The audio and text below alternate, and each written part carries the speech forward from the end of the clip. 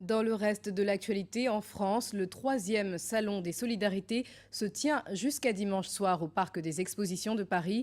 Plus de 200 exposants et plusieurs dizaines de milliers de visiteurs s'y rencontrent avec un but précis, promouvoir des actions humanitaires en lien avec les pays en voie de développement. Reportage signé Yves-Olivier Hébé, David Couloum.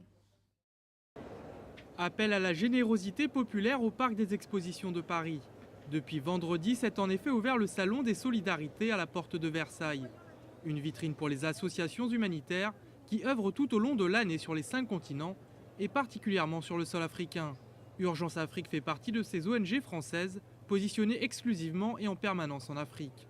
Elle est notamment présente au Togo, au Mali et au Bénin. Une de nos priorités, c'est vraiment de travailler en collaboration avec les gens des villages où on s'installe. On ne fait rien tout seul. On se renseigne, on fait un audit, on voit quels sont les besoins, les gens nous disent quels sont leurs besoins et leur volonté de travailler avec nous. Donc on travaille vraiment en collaboration avec la population locale. C'est connu, charité bien ordonnée commence d'abord par soi-même. La diaspora africaine s'expose durant le salon. À l'image de l'ASEM, Afrique Solidarité Enfants Malnutris, certains vendent des objets de mode ou de décoration afin de récolter des fonds pour aider les jeunes en difficulté. Alors en action, là-bas, on aide les enfants déjà, les orphelins, parce que beaucoup, c'est des orphelins qui les parents sont décédés du sida. Et on les aide en parrainant les enfants, en faisant parrainer les enfants, en leur apportant de quoi se nourrir déjà, se vêtir.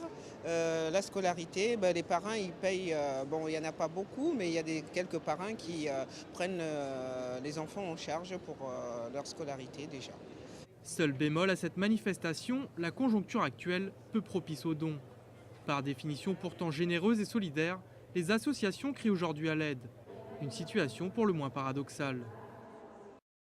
Fin de ce journal. Merci de votre fidélité et de votre attention. Dans quelques instants, une nouvelle édition de l'actualité sur Africa 24.